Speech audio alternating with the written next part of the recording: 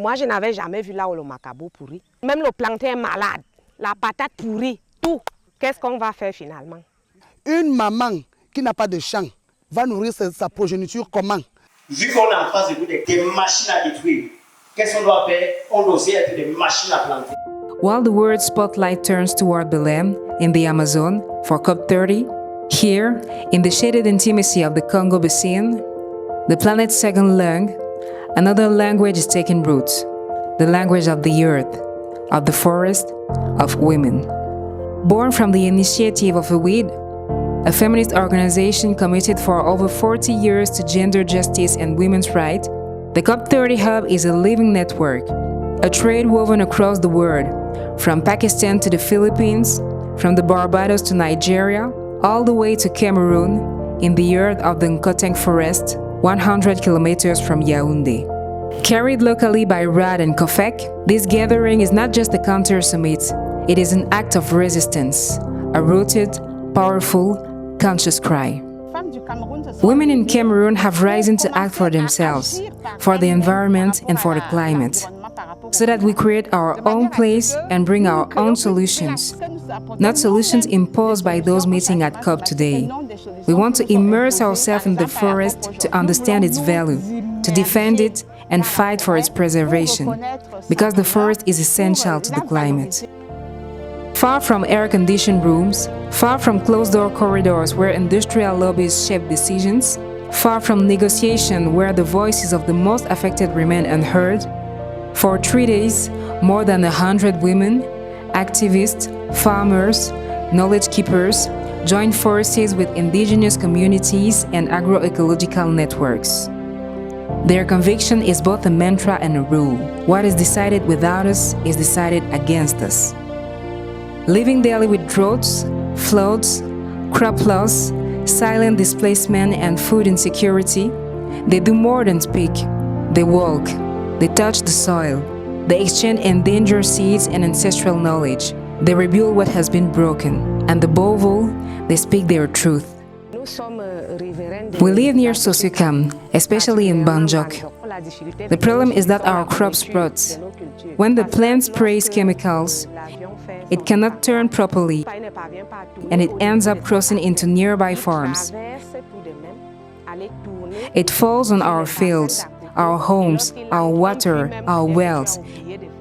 Everything is contaminated. I had never seen macabo rot in the soil. Plantains are sick. Potatoes rot. Everything. What are we supposed to do? Just a few kilometers away, other women no longer even have a land to lose. At home, there is no farming anymore. Soccer took all our land. We have nothing, not even compensation. How can a mother feed her children with no land? And then there are floods. When it rains, entire villages are underwater. We use canoes between houses. Even the water from the Nyang River is no longer drinkable. It is polluted with salt. We cannot use it. Worse still, injustice continues unabated, a flagrant violation of the law. We send letters up to presidency. The Ministry of Land Affairs recognized that Sokapalm illegally occupied our land. More than 600 hectares were supposed to be restored. We never understand why the local prefect refused to enforce it. 600 hectares, over 800 football fields, enough land to feed thousands of families. For these women, support from organizations like RADD and COFEC is not optional, it is survival. RADD helps rural women and women working in agro-industries defend their rights. They have lost their land. They can no longer farm properly. Harvests are failing. This hub is a real opportunity. We believe the resolutions raised here will reach decision makers in Brazil. Solutions can rise from Africa and can change the world. Across sub-Saharan Africa, women produce most of the food, yet own less land than men. They are among the most exposed to climate shocks. not because they are weak, but because their daily roles place them in the front line. And still, they remain absent from decision-making tables. This hub refuses that silence. Women and children bear the disproportionate brunt to climate justice and to climate change. And so having women's voices in this conversation is completely crucial. Having them come up with local indigenous solutions like we saw this morning. I loved seeing women coming with different plants and roots and seeds that are indigenous, that are local, that are found locally in this area. And I think that's where climate change should begin. It should begin with local solutions. What these women defend is not ideology. It is living knowledge, rooted ecology, and modernity that remembers its origins. We preserve our culture through identity. Climate change affects us deeply. We rely on plants for medicine and food. When the forest disappears, so does our livelihood. This is why we fight, to protect our cultural and ecological wealth. For these women, culture is not a folklore, it is survival. Yet, beyond deforestation, another threat spreads silently. In several African countries, laws now restrict traditional seeds exchanges. What once was ancestral practice becomes criminalized. And again, women are the first to be impacted. From empty green promises that police speeches and drain life from the land, this COP30 hub offers local, practical, and real solutions. We must create a sacred forest in every department, every region, every village. At every birthday, plant a tree. At every home build, plant a tree. If we are facing machines that destroy, then we must become machines that plant. What if every major life event included planting a tree?